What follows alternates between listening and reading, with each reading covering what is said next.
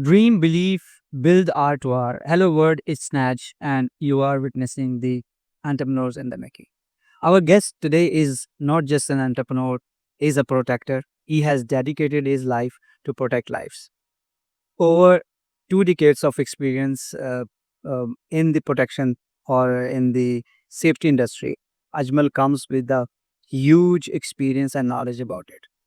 Today, we are going to talk about the industry standards or the challenges he's been facing and what opportunities do we have for people who are out there watching today and would like to join him in the industry, or whatever opportunities are in hand right now and you feel like there is a fear how to come over and join this industry. I'm sure that we'll find some answers today. Let's dive in his history. Ajmal, thank you very much for giving us time and being with us today on Art to Art. And we really appreciate that your contribution in some sort of giving back to the society with it, sharing your experiences. Thank you very much for having me. And It's an honor to be with you and discuss about the things. let's go and find out the reason for yourself.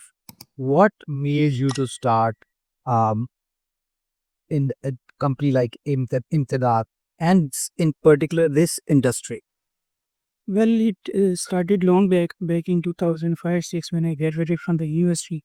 And in the beginning, like when I started, it was not about that I will in the fire and safety. My first job was in Pakistan, one of the biggest socks manufacturer in even in Asia. I got the opportunity over there. I went as a trainee engineer and I started there. And my first project was fire and safety. So from trainee engineer in next 3 to 6 months, I was working as an engineer, as a manager over there, and understanding the fire and safety system, codes, how it works, and especially like in Pakistan. And at that time, fire and safety, nobody was giving it that much importance. So when I was going through, it was almost like 2.5 year process of learning from the beginning, going till the end, commissioning the system. And then I got opportunity over there to talk to the people over there from bottom to top, from technical people to the CEOs. So there I got the opportunity to, like take decision at my on my this company owners. They were sitting in Rawalpindi and I was in Faisalabad. And when there was some issues, I was talking to my uh, director technical, and he was telling me, look, you are an engineer and you know the things better than me, and you believe or not, you have much more knowledge than me. So that guy, I believe, like he encouraged me at that time to take decision at Pure. Initially, I was afraid of taking some decisions, did some mistakes as well at that time, but it gave me very good confidence. And with the passage of time, I was able to execute that job with like maybe more than 10,000 fire and safety devices. That factory was over maybe 4 5 kilometer area. So it was a huge learning for me and understanding like why it is important, because job and these things everybody is doing. But at the end of the day, if we are doing something good, somewhere, somehow it is saving life of the people. So it was like, okay, from the beginning that I have to start. And because I had that experience, so when I came to UAE, we started from that point. So 8 years around, I worked with different companies. And then when I was thinking, okay, like working on a different position, somewhere things were getting stopped. I was not able to go, beyond the limits. So yeah, then I thought that, okay, like I should do my own things. We started in 2016, and then, like different challenges. So still I am going through that. So yeah, that's the way how we started. Going back to your first job, where you started back in Socks Factory, that the world's biggest, I'm sure that I know them as well. So, the trust they put in you that gave you confidence that you have space to play about. Is it only the trust and then your own interest was involved? Definitely. Without interest, you cannot do anything. Yeah, trust was there. And when we were installing that system, we bought it from UK. And all the testing and commissioning, normally it is like you are going to the manufacturer, having trainings over there and all. And I just at that time did only by reading the literature, and I did experiment at my. And was it their first time making sure safety standards for human life? Because normally in underdeveloped countries, they don't really pay attention to it. The focus is always saving money, cutting cost, focusing on only on the places or only on the tasks which can help them generating more revenues. How was it? How did you convince them spending this sort of money or this sort of resources and starting it? What was their reason to do it? Actually, that company is like, as I told you, one of the biggest Asia. With this one, the supply for this one. So standards are very high over there, and I was lucky to work with those people.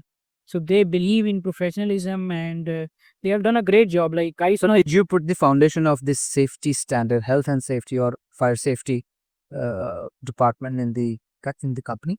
Was it? so it was not like that. My, as I told you, the guy who was my mentor as well at that time, he was the one initially who was talking to them about to convince them to get the system.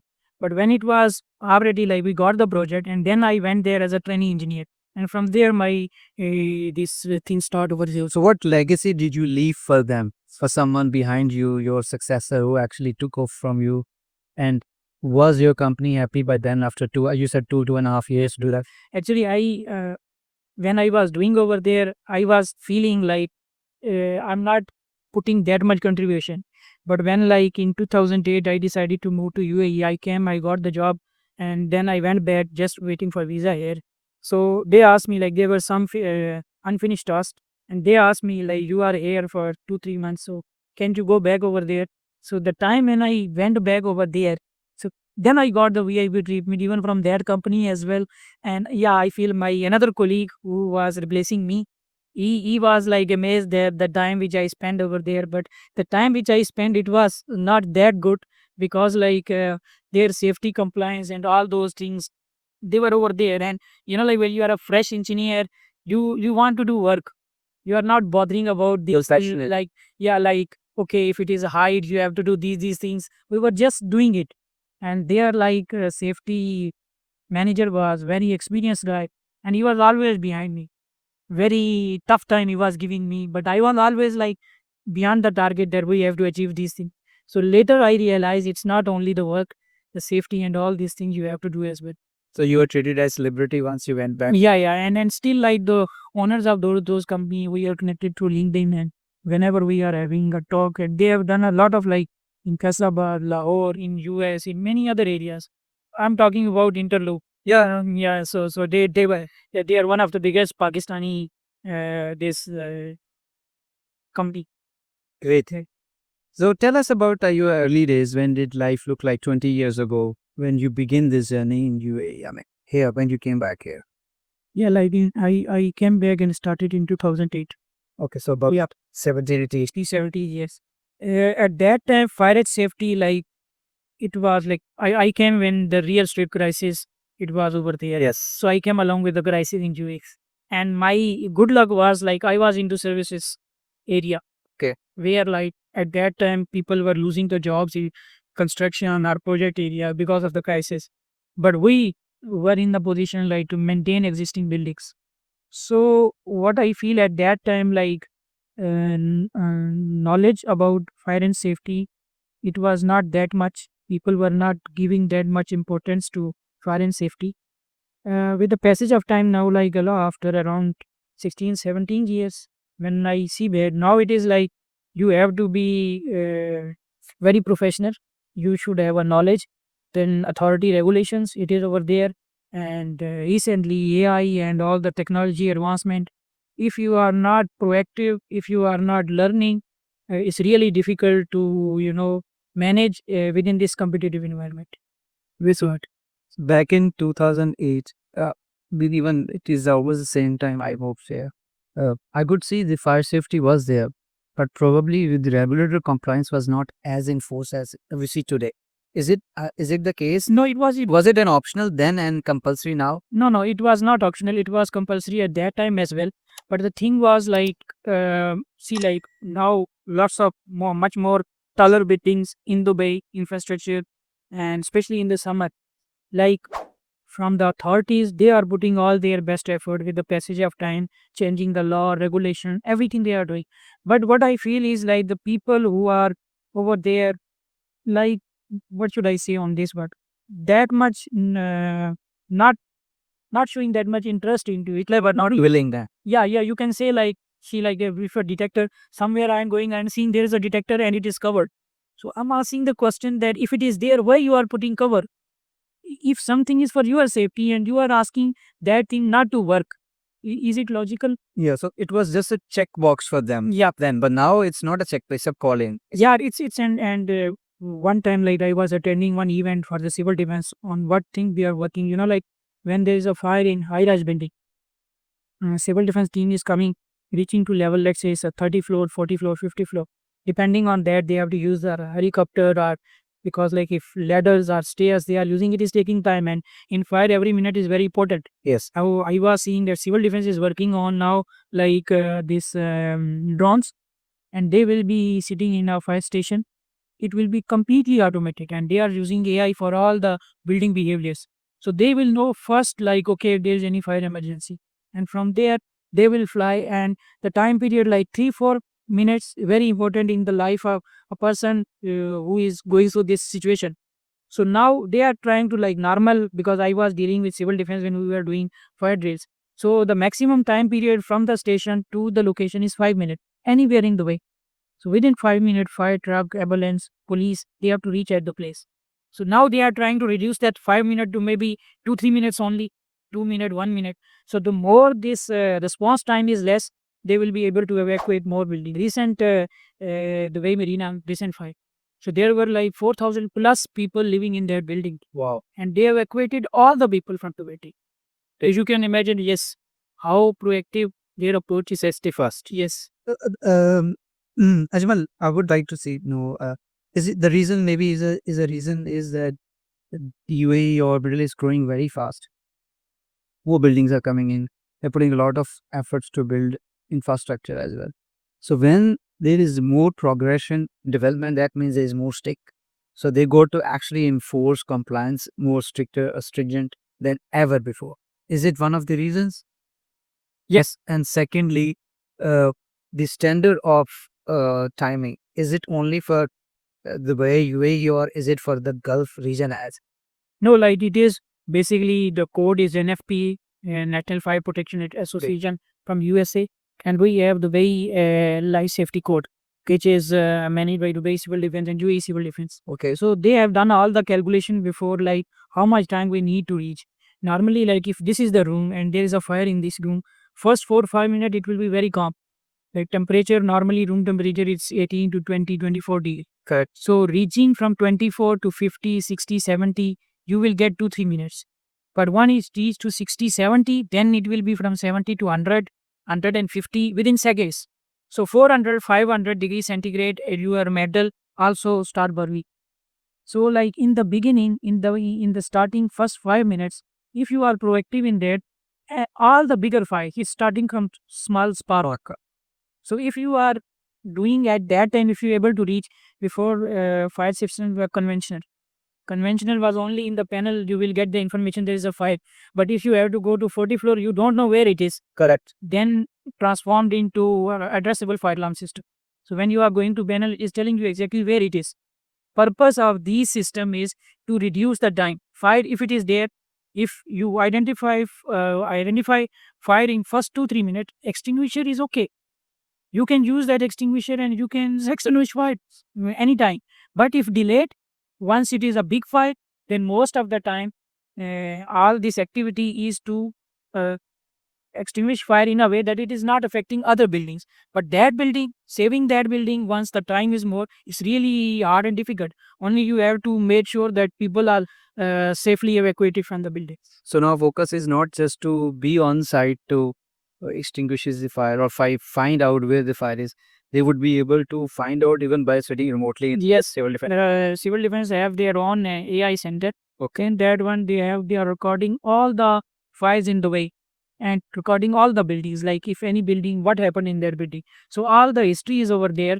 And I was recently watching one video of that one guy. He's very famous, and he went to civil defense, and he was showing that how they are doing it. For every building, they have data, I sent and they are adding data to it. So AI is basically, the purpose is like when you are giving. So AI using its mind to feel that when next event can be, or which buildings are is the lead zone. Is the focus only the residential or modern areas or newly built areas or old areas will be covered? One part of the question. Second, would these standards be forced on industrial or industrial zones Yes, and warehouses. yeah, industrial zone and warehouses, they have to comply with this. So that's very critical. You really eat every year one or the other. Yeah, especially when in summer, it is really most of the time we have fires, and it is like huge loss and environmental problems and all this because of the smoke and all those things. And second part, especially into the residential, before like when villas, there was no regulation before, and one sad incident happened in somewhere, I don't remember which emirate it was. One family was there and there was fire, and they were not able to survive. So after that, civil defense make a regulation that in villa you should have wireless fire alarm system. Every room should have a detector. So in case if there is a fire, somebody is sleeping, so they should be notified that there is a fire. So yes, civil defense, whenever there is any incident, they are investigating, and whatever is the missing. The good thing about Dubai and especially about the civil defense is in UAE as well. So any fire happens, all the investigation they are going through, and they are seeing that where we are lacking. And next time they are trying to implement. I will give you example of flood last year. So after that, the policy came that okay, where we have this lateness, and you can see now in the way like first of all plantation in all areas. Maybe in 6 months, 1 year, you will not believe in all the way area. And secondly, they make underground water tanks, Yes. and then connecting it with the sea. Like in worst case scenario, there is a rain. So this is what the learning from past, and hopefully, God forbid, if there is a flood in coming days, they are much more prepared for that. And similarly is with the civil defense. Any new incident happening, they are doing all the investigation. What was lacking? The question is. So based on that, now recently after this Marina fire, and there was a fire near this Mall of Emirates. So now every community they ask that you have to one checklist, tell us all the buildings, updated documents, civil defense contracts, and your all system is working or not working. Sometimes it is like people are trying to save the money as well, so sometimes they are ignoring it. But civil defense now they are saying that we want compliance. People have to work on that. They are trying their best, but you cannot yeah, in future, maybe like before fire is going to happen, there may be some system will come that it can extinguish fire. But right now they are trying their best, if it happens, how to control the damage. Yeah, what do you recommend to people like who are holding warehouses or industries in industrial areas? In summer especially, can you give us like 1, 2, 3 a kind of checklist that please make sure that these things are in order? See, first of all, you Just as a preventive measure, because prevention is better than cure. yeah, one thing is like now I think in Dubai, most of the warehouses it is connecting with DCT 24/7.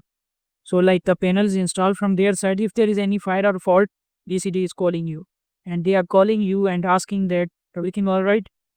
So if you are giving them the right information, then like you can prevent these things. So if there's a fire or anything and they got the signal, so they are coming over there. One thing is that you should have proper system which is connected to the civil defense. That is the major requirement from the insurance side as well. And second thing is for your protection, because when you are not there, your system is live working and civil defense is monitoring your system. Great. So if there is any fire or anything, they will reach over there. Nice. Nice. Good. Thank you for the insight. Coming back to the start of your life, did your personal life, family, culture, or upbringing play a role in shaping you how you are today?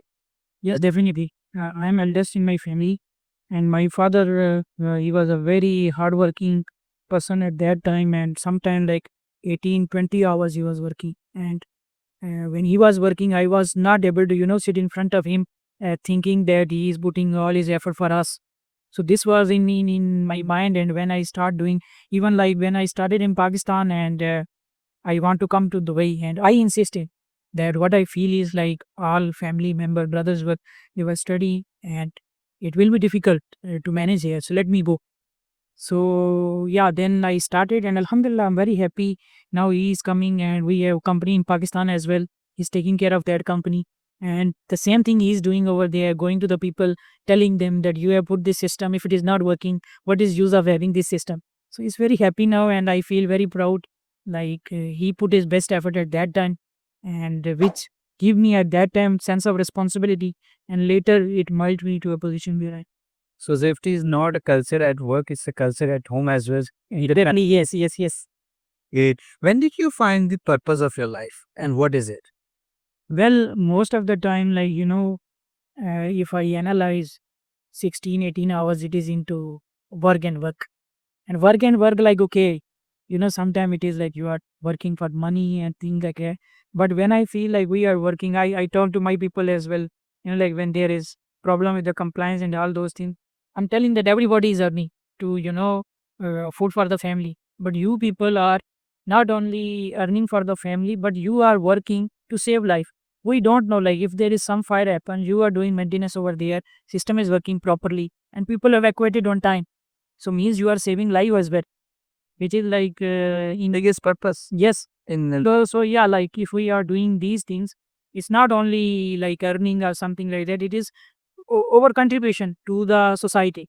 So when they are doing likenesses, it is everywhere, but I always motivate them that not only salary and these things, you are doing something which God is also seeing that, and it will be hereafter as well, it will be beneficial for us. so Yeah. and you are the first line soldiers even before civil defense. Yes. You contribute towards the prevention of any possible issue which can cause a life, which has cost human life.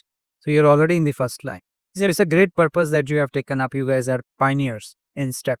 And even in the COVID time, like everybody, when they were not at work, we were at work along with all the emergency services. Tell us some story from that time.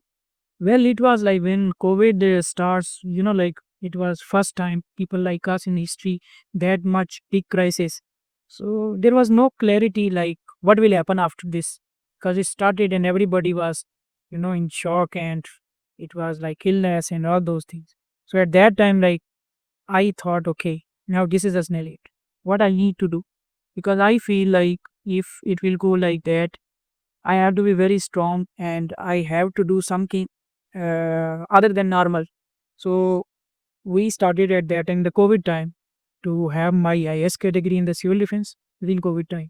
And at that time when people were fighting, I was hiding. Right. So yeah, and in the COVID time we were like always there, and whenever there is any emergency fire related, because the problem was like before if there is a fire, people can evacuate and even go to assemble somewhere outside. But because of the COVID, you have to do that thing. So it was really a difficult time, and we did all over whatever next week into. You have seen the safety industry being evolved from like the past like 17, 18 years. So what do you see one big change then and now? One big change now people are taking it seriously about the safety and the compliance. Government authority, wherever there were loopholes, they are covering that, and people sometimes you have to force them to do the implementation. So yeah, government civil defense, they are doing it, and now the focus is to the next level technology. So in that one, it is making life easy as well. The basic thing is the knowledge and trainings and awareness to the people. So it is changing, but still, like what we are claiming and what exactly it is, still there is a gap. So is there any calculation about the industry size in Middle East, UAE or Dubai? Is there so far has they been able to do it? Have they been able to do Well, it's a huge potential. I cannot tell number exactly, but it is in billions of dollars in all this Middle East. First of all, the infrastructure is like there where you cannot survive without fire and safety. And secondly, like why people are more interested to invest in these areas. The first thing is safety, security, safety. This type of thing, even like UK, US, those who are manufacturing. Uh, I was in one of the seminar talking to one of the guy, and we were talking about this lithium batteries in scooters. So I was asking him that like if it is, and it's very dangerous if there is a fire of lithium, it is blasting, and if it is inside house, it can blast your whole. if I blow my house? Yes, can it? Yes, yes, it was very. Are you trying to tell me if I have my electric car, it can blow my house? Actually, it depends on like which car you have. Battery strength, yeah, it matters. So point was not Okay. the guy. He was in a very senior position, and I told him like this might dangerous. Why we are keeping it home? And he said it can be stolen from outside. I said, really? I said, then I told him in the way, we don't care about this. Yes. So yeah, like then when I was comparing it, that's why the way is like this. So, do you think the still this industry is lacking of passionate individuals, and what are the reasons people like who are the top engineers they choose which industry they have to go, and still maybe industry safety or fire industry is not one of those where people will like, okay, I want to go. What could be the reason people would not go? Actually, this is very demanding industry, and the thing is like it is like always emergency. So like, 3.7, you always like if there's a problem, you have to be on your foot always to uh, reach to that one. So you are Second is 24/7. yeah, and second is like appreciation is not that much. In the beginning when you are entering into that area, salaries and all those things, it's not like that. Like attract people. But if people really want to serve, like in the factor of safety when you are doing something, it's not just only earning money. So if someone is from that side thinking yes, there is a big potential, and when you do it by heart, then you can be part of this one. Only when you are seeing the thing that we get appreciation and all those things. Unfortunately, it's not that much when you are comparing it with others. But Yes, you guys are unsung heroes, right? You work on the background when you are trying to prevent to any event to happen. Like you are anticipating, you don't let it happen before time. But when it happens, people who jump into and stabilize, they become heroes. So both are equally important. So I understand your point. People who are working behind the scene, they're not appreciated much in both terms. maybe like we Monetarily and then we cannot compare ourselves with the people who are going to extinguish fire because they are risking their life. correct. And it is really hard job. Okay, technical, yeah, we have a contribution, but we cannot match with their contribution whatever they are doing, because whatever system we have, it is the purpose is to aware people, to let give warning to the people there is a fire. If fire happens, after that is the thing that you have to save lives.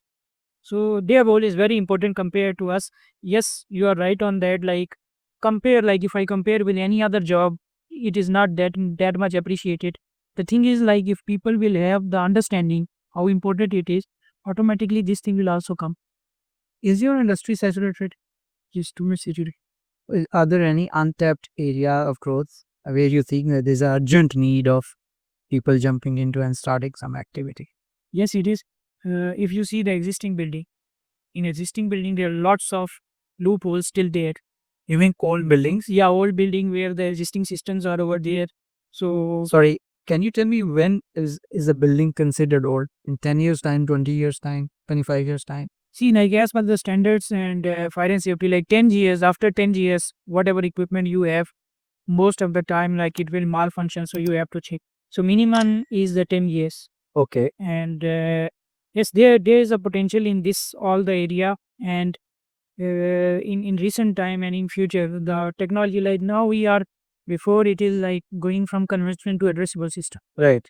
Now from addressable to AI technology. Okay. The major problem is like the rectification of whatever existing system you have with cables and all this, and the bigger building, the more challenges in this area. Now evolved into wireless system. So wireless system, there is like lots of work need to be done in that area as well. Then it comes AI. AI, like I told you, like how civil defense is working on that for the future challenges. And if you see like in other area, like now in next 2 3 years, we are going to have this air taxi as well for this over transportation system injury. So accordingly, in all the area, there is much more potential, especially with the more building and structure. You need more highly sophisticated system, and they are always welcoming. Like if you want to introduce something new ideas and all those things. So there is a potential, but you have to be extra smart and you have to change yourself with the passage of time for technology and all those relevant things. If you are lacking in some area, then it is really difficult to catch this. And there are lots of companies. Competition is too much. Like prices is sometimes horrible, but you have to survive within that time period. And quality, we have no choice. Quality of the work in fire and safety is very important. And the second thing is quality is equally being paid. That is another question in this area. So there is not such standard. for the pricing if you when you comes? Unfortunately, not like that. It should be.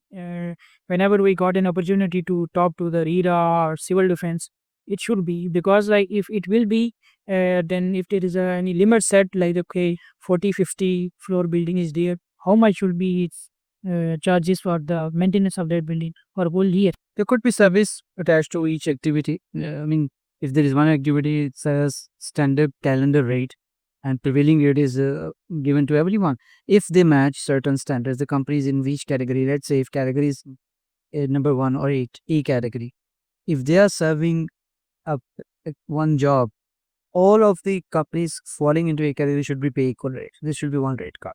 So category wise rates, I think there's one of the possibility. Are they working on towards it? Do you think there is a control being played? Well, when like the problem is like when there are small issues in the building, at that time nobody is bothering. Yes. When it reached to a level where like authority do any inspection or some crisis happens, so at that time when it comes, like initially people were trying to maybe saving like 100,000, maybe later stage they have to pay 500,000 or even 1 million or even more. How frequent is the interceptions by the regulator in a building? When the contract is standard is for 1 year, so when we are reviewing the contract, civil defense is visiting the site and they are doing the inspections. And other than that, if there is any activity happening, civil defense is coming. Civil defense have their own schedules as well to inspect the buildings as well. So it is It's in the price check. yes, a price check, it is happening as well. But sometimes like buildings, if they don't have funds or shortage of funds, something, so sometimes it stops. But from the regulatory side, yeah, they have to see these things, and there should be a minimum standard. So that In today's industry, what sort of mindset and a person with values will be the best fit in the industry if they want to join, or maybe what do you think? If the values don't match, there is no way someone can grow or industry can benefit. So, according to your experience in today's industry, what mindset is required and with this set of values? first of all, like if someone wants to join this firing safety, they should know like why we are joining it. They should ask question and to be accepted. Once they are satisfied internally, yes, I want to grow as a professional and I want to do for some purpose. Like okay, whatever activity we are doing, ultimately it is saving someone life. Correct. So this will be the beginning. And then technology and all those things. And again, as I told you, like in coming year, whoever is smart, whoever is, like understanding the technology, where world is going, if you are ahead, then there are chances for you to grow in that area. There is much potential. And how do you maintain the standards of your company within your company and people? How do you train them? How often do you train them to make sure they meet the regulatory standards or prevailing requirements in the industry? Okay, when I started the things, my career from 2006 onwards, and it was a learning curve for me. Like when I entered how to work in an organization, what your management is expecting from you. So when I go through that and when I start my own thing, first of all, when I hire somebody, I am giving them authority and responsibility. Okay, and I encourage them to take decision, take the ownership. And while doing so, if there is any failure, and if the failure is not purpose, it is like when you are doing something activity and you fail. So I'm encouraging that. No problem. It should not happen again. Correct. You have not to make it habit. Do it. Put your best efforts. So people like from 9GS, and I always do this. Engineers coming, going, telling them when you are leaving my company, it should not be that you just spend time here. When you go to any other organization, you should feel that whatever time I spend over there, I get something out of it as a person, whatever is the human side of that and whatever is the technical side of that. So you, when you are going to the other organization, they should not consider you as just only time pass. They should see like a value addition to them. So whatever I can do in that prospect, wherever I can for the trainings, encouragements, and I'm doing it. Does regulator in this region arrange trainings for your engineers or people more? Yeah, If- there is a training sessions from them, and secondly, for engineers and technicians, they should be approved from civil defense. The civil defense has some specific criteria for there. So anybody who is coming into this field, there is exam from even SIRA, Security Regulatory Authority, for CCTV and all those. So normally there were exams. People are going through their exams, and after they are passing, then they are getting certificates on the authority to do that. So the training and knowledge, it is part of it. So this is pre-qualification. Yes. Okay, great. What makes a technical company respected beyond revenue and just commercial license? It is like, see, one is like commercial part is major part when you are doing any activity. Okay. And most of the time it is like values are missed many times. And if you are honest, if you are like any problem is over there, you are trying to solve that problem, and you are trying it in a way like, let's say like a 40 approvals is there, you should have a civil defense contract, insurance if it is there, you should try your best that God forbid if something happen, you should be a value addition to customer at that time. So there's the reputation. That is the reputation. And like give the honest opinion, not like always support revenue. And if we are doing this, then automatically people goes with you and they give you respect other than the commercial side of it. If I understood it right, that more than just the technical size of the actual exchange size, you guys actually lead them with consultation, with honesty, and tell them what needs to be done. Correct. Correct. So, what are you thinking about your company, like managing people, and then about the company growth at the same time? How do you do this? Honestly, you stop when you want to do something, especially like we did one merger last year, Okay. and the purpose was we want to grow to the next level. Okay. So, what is your vision, and how you want to tell your people and to take them along with you? It is hard because like people mostly they are just thinking for today, tomorrow. Like there nobody, mostly very less people thinking about long term. Right. So one thing is in that one, like the people who are with you, how you are helping them in their professional growth. Right. That is one part. The commercial part is another side, but how you are grooming them in a way that, let's say later if they are not with you, how they will improve in that area. So that is one which we are doing it. So, is it hard to retain people in your industry? Yes, very hard. What's the reason? Reason is as there is market is too much competitive. Many companies are what there, and the people who are working, who are good in work, so it's really difficult to get those people. First of all, like the companies who are heavy, they are trying their best to retain those people. So, scarcity of skilled resource. Yes, So, what are you doing to cope with it in long term as a company? long term. First of all, like as a company, as an organization, overgrowth. Because like if you are a growing company, you are growing to the next level. Definitely, the team who is with you, they will also grow along with you. And within that time period, you give them authority, power, where like most of the time it is not there. So whenever like okay there is a failure, it should not be only their responsibility, you come at their back to support as well. So there are something like which you are doing, you are not saying it, but you are doing it. And when people seeing from their side, realizing it, they go along with you. Are you investing yourself as a company to engage with people on as soon as they come out as freshers? On the the feeders are like and they graduate, so it's the best time. They are green. You can actually hand pick them and train them, and they can stick around with you long term. Or your priority is always no. Let's take someone who's already experienced, because the probability of long term relationship between a new guy and the company is longer than, because they learn there, they execute there, so your values can match, you can nurture them easily, they are green at the moment, compared to people who are already out there in industry and they are with the competitors. Is it something which resonate you?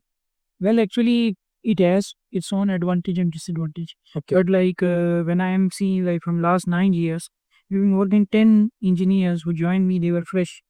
Even like one of the guy in my company, he was working with me now. He has his own company, and when he joined me, he was a fresh engineer. But does it not make you feel proud? You take the pride that someone learned from you and went out and became another entrepreneur. He created more employment for people. Definitely, I as I told you, like the people who are working, and I'm whenever I got the chance, I'm telling them that it's not like you are working, learn professionally as a human being. So later, whenever you are going, wherever you are going, you go to the next level. I will be more happy. And the guy who was like telling you the story of the guy, he is like still once he and I encourage him. Before he was like doing something, I told him, go out, take the pressure. You want to run an organization, don't hide behind me. Go and explore it. So then, yeah, on basis of that, he decided. And okay, when he went out, I told them that give him support. So sometime we are buying things from him, and the circle is running. So that brings me to a stage where I like to ask you, how do you manage stress, operational stress, and then the financial crisis is there, they come on your way? It is quite common for entrepreneurs or businessmen. Well, in the beginning, when it was happening, you become, like frustrated sometimes, uh, depressed as well. But with the passage of time, you able to understand it, and like it is there, and one day it will come, you will be getting out of it, and another challenge is waiting for you. So now, You learn, yeah, you learn. yeah, because So what's your personal leadership philosophy, especially in tough times? What do you believe? What keeps you up and keeps you up and keep going? first of all is like, okay, when we are going down, I need to motivate first of all myself and then my core team. So when I am like, okay, the challenges I review in past, like many tough times came, we get out of it and we did well. And uh, in like at that time, okay, first like, okay, we have done. So then I am trying to get positive out of it. Like, okay, whatever happened, okay, this is the positive. Okay, we come to know this is a problem. So what is the way forward? First, I make clarity for myself, and then I am talking to my team. So we start working on that. Okay, then again, like when you are going through, it's not like the one day it will finish. More tough time will come. So at that time, when tough time is coming, I am sitting with the team telling, okay, we started from there. This positive thing happens. Okay, if we see about the revenue, it's not that much, but whatever are the basic things, we are improving. We know there was a problem, we are solving it, and we have done, let's say, 2 3 steps. There is 2 3 balance. So we are like, okay, there's a negative side, but where I feel like positive side is more, I am motivating others on that end. Then we move on. So it keeps going. Yes. So there is always learning takeaways from your mistakes and then making sure that we don't do repeat that. Exactly. And this entrepreneur life is like what I, after 10 years now, I feel that you cannot rest. Like if sometime you feel that, okay, let me have a little rest, then you will be resting peace after some time. But is it by choice or it is the circumstantial? Well, when you are into it, it is by choice and as well as the circumstances, you have to go through it. What's your focus at the moment as a figurehead of the company or leader of your own company? What are you trying to do? Where do you see yourself that down the line minus Ajmal in Sadat? Uh, from the beginning, I was always thinking that organization should not depend on one person. It should be like you should have a proper hierarchy. Everybody knows what they have to do, and it should grow like that. It is in saying very easy and very difficult in doing. And I'm doing it from last like almost 10 years, and still like whenever I am feeling is like always new learning from it. Is it because of the face value or network or what is the requirement? Because business is very technical. We understand it's technical and but at the same time it's also deeply human because you guys are saving lives and it works in both way. So why is it like it is dependent on you? Is it the network or you work with the industry or what? Yeah, when I was working in the beginning, like when you are starting a setup, you are involved in all the things from operation, from HR, from finance, all whatever is in the organization. So when I was doing it, I was not into networking or going and meeting people. One fine day, I realized that I have to stop it and I have to move out. Back in 1920, something like that, then COVID came. And after that, like if you see, I am part of many networking organizations, especially into the facilities management, owner associations. And I'm trying to, whenever is there any event related to like civil defense. So first of all, like gaining the knowledge. And second is like you are knowing the people in the market. And I'm very proactive on LinkedIn as well. So yeah, networking matters a lot, but as a face value, yes, it matters. If you are there as face value, you can't take it differently. People on your how can they are going it so different.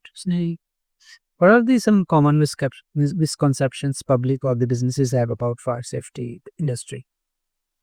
One major thing in this one is like, like in the building, maybe false alarm 5 times, 10 times. Okay. So once it is the false alarm, people think that, oh, it is happening. So nobody is bothering, like saying, this is a false alarm, something like that.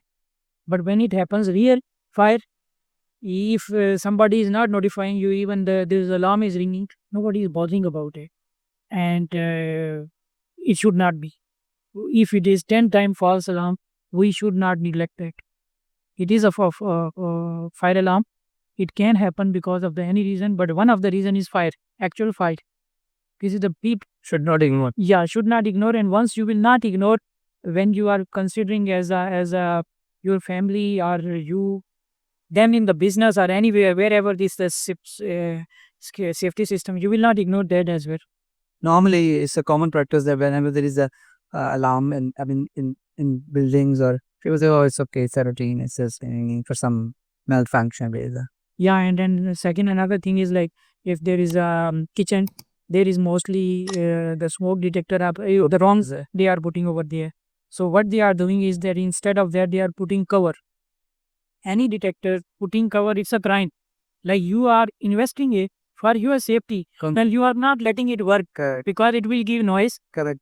So this should be, once this realization come, all commercial and everything along with realization, only the thing. I completely agree. Wo can we check AC? Put it down to 21. Go. Okay. Coming to your, that reminds me, like you guys have been in the industry for like now so many years, over a decade. Any project which reminds you, yeah, man. So you see, it served my purpose to say bye. Give us a story from your background. Well, in this one, because like the process here is like, when there's a real fire, at that time, like only civil defense is the one, they are the authority to move into that area. If up till the building is healthy, our building, we are working on that, we are there. Correct. After that, if there is fire or anything happens, then the authorities are the one, civil defense, police, ambulance people, they are the one who are on the front. So we normally, it's not happening that we are seeing some live case of the people, but yes, indirectly we are involved. Let's say like there is evacuation from the building. Our system one is like emergency exit light. If it is not working and you have to evacuate, you have mobile, you have flashlight, because like if the electricity cut, it's dark in the building. So that is one, we are there to facilitate, to leave the people. Then is your this emergency exit points. How you are managing that, like let's say, Do you often check them if they're working properly? so we are often checking it, and once the people, like always telling them, most of the time, like somewhere people are dumb that they have closed emergency exit light doors. What is the purpose of emergency exit light? So continuously we are, wherever we are seeing, we are telling them some trainings of the security guard and all those things, we are doing it. But as such, in front, seeing those things, it's not part of our job, because like at that time when there's a crisis, only the authority is the one who is in front. What standards we are following? But you know, in every aspect in industry, in every industry, there is a standard we follow. So Gulf or Middle East, what standards are we following in fire? We have, see, first of all is NFPA, that is the National Fire Protection Association USA. Then we have British standard, and we have local UAE Fire and Safety Code. Standards almost 80% are the same all around the world. Depends on the environment, some changes are over there. UAE is changing according to whatever the requirement of this high rise and all those areas. So mostly the main basic are NFPA, we have British standard, and then we have local court and authority, the Dubai municipality and civil defense, whatever are the codes. They have now almost independent, mixed of everything, because the best practices are adopted Yeah. and they evolve according to their circumstances. And then we have our own like book for the codes on the way civil defense.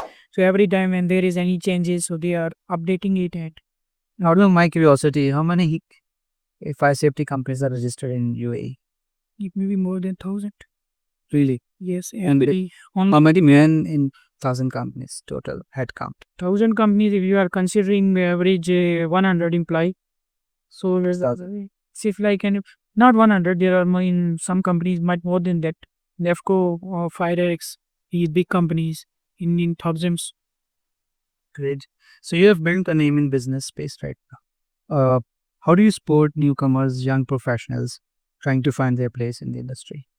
One is like if anybody wants to have any advice, I'm actively there on LinkedIn, they can reach to me. And first of all, as I told in previous discussion, like anybody wants to join, if there is a purpose, then long term they can run into this tough environment or whatever is the responsibility. So first of all, they whoever wants to join, they should ask question that why they want to join. Only a job, then they will run away Sooner or later. sooner or later. So if it is not only a job, then they can, and I am reachable. I will share the details. Anybody want to reach anytime, they are most welcome. Whatever in my best knowledge I can advise, I will definitely. Great. So what mentorship or training initiatives are close to your hearts, and how often do you do? How can someone reach out, like you said, LinkedIn, but there are certain programs you really love to attach to? Yes, we analyzed that before, like when we started doing it, there were lots of things we were doing it, and now we are working on human trainings. We are having in-house trainings and external training as well. So we are seeing, like, let's say if a technician, salesperson, what they are lacking. First of all, understanding that where they are lacking, we are working on that. And whatever training need. Before we were, I must say, lazy in that. But when we realize it, we have start working on that, and much more time and whatever sources we can involve, we are involved. How AI is going to help you grow? And do you have a policy in place by your organization? Have you made so far any policy? And policy not yet, Okay. but AI, like once it started from the beginning, we are using it. It helps a lot. Like whatever documentation related works before, it was taking hours. Now you can do the thing in minutes. And whoever the coordinator and administration before, whenever I got opportunity, I'm telling them it's not like you have to work for 13, 14 hours. Work smartly. Take advantage of whatever is technology we are having, and whatever ERP software we have, wherever, like whenever people are doing work, it is manual. So we are working on that, how we can make it technology friendly. But the problem with technology friendly thing is that the people who are on the ground, they don't have that much knowledge. So we want to do something in a way that it is very simple, so that they adopt. Like lots of company, they are doing lots of investment in this one, but I feel it is little bit on higher side. So those who have to implement, they don't have that much capacity. So mostly it is not that result oriented. So we are working on that to see like what thing we can do which help the people to grow them. Do you help that encourage them go out and take training programs? Yes, definitely. We are, as I told you, we are working on people like where there is a lackness from their side. So whatever internal training we can give for that, either it's a technical or either it's care professional or personal grooming, we are working on that. And Do you do the safety drills in house? offer safety drill. Most of our team, like when they are going out, civil defense, they are participating on those drill. So it is part of their job as well. So yeah, it's there. A young engineer, full of talent, stuck with fear. He comes to you. What would be your advice to push him forward? I will tell you my story from the beginning to the end. And the story, nothing added from my side, showing them that I am this, that. Exact story. So once they will go through and they will see where I was and where I am, definitely they will get encouraged. What was your biggest fear in life? And maybe you some have fears now. Now, like after going through so many things, no, I am little bit like whatever is happen, if something is happen, the things which is in your control, you put your best effort, then leave it on God. Correct. So you cannot go beyond that. Right. And yeah, fear of failure. But again, like I am taking so many decisions that if you will not be bold enough, you cannot. So this is What is your long-term vision for Imtidad and your role in the industry, not only in Imtidad? for Imtidad. We want, like, first of all, we are in Dubai. We are started in Abu Dhabi. So first is UAE, and then is Middle East, and then is like financial revenue reaching to 100 million. That is the one short term, 3 to 5 years. So yeah, we are working on that. And as an industry, Your role. yeah, my role in industry, I would like to contribute which changed all the way the safety is now in like innovation in technology in fire and safety, where like sometimes I got embarrassed as well when I'm thinking that as an engineer, what is my contribution? You are into so many other things that sometimes you are not getting time as well. But I really want to contribute, like especially the technology evolve to the next level. So where I can with the civil defense or somewhere where I can put some my effort in a way like it shows, yeah, this is the change which happens. I'm working on so many things. Is it something you like to see as a change in industry before you hang your helmet and say, okay, thank you, I'm retired? Is there something else you have another dream? No, for the time being, I am focused only into this. Maybe later, if there is any, I cannot say. But the thing is, like, again, like, this is the safety of people. Correct. So, realization, once the people have lots of things, it will automatically, the problem automatically will sort. So, individual realization multiplied with all the people, ultimately it becomes a society which is more safe and more people friendly. What do you hope your team would say when one day when you're not there with them, uh, as a boss or as a human being who cared about Uh, I'm trying to be very straightforward with them. I am giving them opportunity and trying like okay, it's in my mind that when they will go out, they should not regret that the time they spent with me it was useless, just only to get money. So and then later like they are the one how they are judging me. But from my core of heart, I'm trying to, like it's not always commercial or employee. Whatever I can add value to their life. And my example, I'm always quoting them that if I can do, you can also do. So you want to be part of their story. Yes, I want to be. If all of your work is erased, I mean, in today's time, what's the one value or impact you would still want to live in? See the safety of people, like what we are doing it ultimately because of our services. If one light we say, that's more than enough. One line from your heart, what our listeners will still remember once you are done with this. Uh, that is like if you want to do anything, you should be passionate and you should put your best effort. And ultimately, result will come. There is no way that people mostly saying that we tried and we failed. You will fail, but fail should not discourage you. It should encourage you. Identify the mistake, work on that, and then try again. Ultimately, the success it will come. Great. So, passion is the key to success. Don't have fear of failure. You will fall, rise again, and try again. Being persistent is the key to success. Just like Ajmal, you can be one of the guys who can create hundreds of employments around yourself and help people to change their life. You can lift people around you and change their lives, and then this process continues. This is called the entrepreneurship. This is how you can change lives around you and create bigger impact in societies by creating wealth, changing their lives, educating them with your experiences and the real life. So, till next, we are leaving and saying goodbye. Let's rise together. Naseem Java signing off from R2R.